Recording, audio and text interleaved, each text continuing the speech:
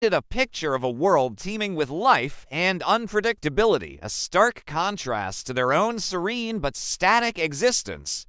Many of the watchers were intrigued. They too had felt the subtle stagnation of eternity. Semyaza's words resonated with a hidden longing within them.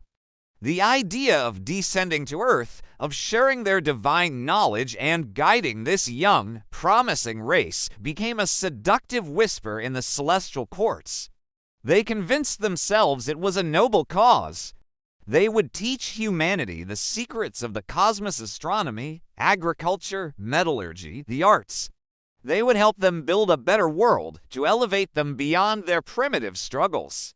It was a plan born of both compassion and a deep-seated pride, but this was a dangerous path. The line between observation and intervention is razor thin, and the one between guidance and interference is even finer. Their fascination with humanity was becoming an obsession. They saw the women of Earth, and in their mortal beauty, they saw a different kind of light, one that was warm, tangible, and utterly new. This admiration began to twist into a deeper, more personal longing, a desire that was strictly forbidden. Semyaza, their charismatic leader, gathered 200 of the most influential watchers on the summit of Mount Hermon. There, under the vast, star-filled sky of Earth, they made a pact. They swore a binding oath to one another, an oath to descend together and take human wives, to experience the world not as distant observers, but as active participants.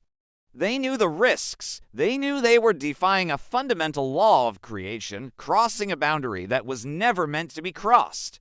But their desire, cloaked in the guise of noble intention, had become too powerful to resist.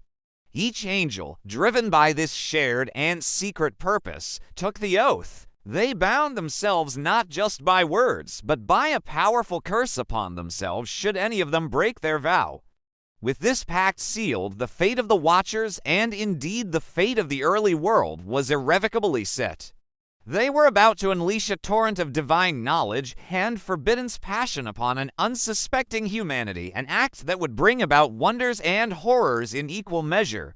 Their descent was a spectacle of light and shadow. Beings of pure energy and divine wisdom stepped out of the ether and onto the soil of the earth. At first, their arrival was a blessing. The Watchers, true to their intentions, began to teach. Azazel taught men the art of war, how to forge swords and shields, how to craft armor. The secrets of metal working, once unknown, now allowed humanity to defend itself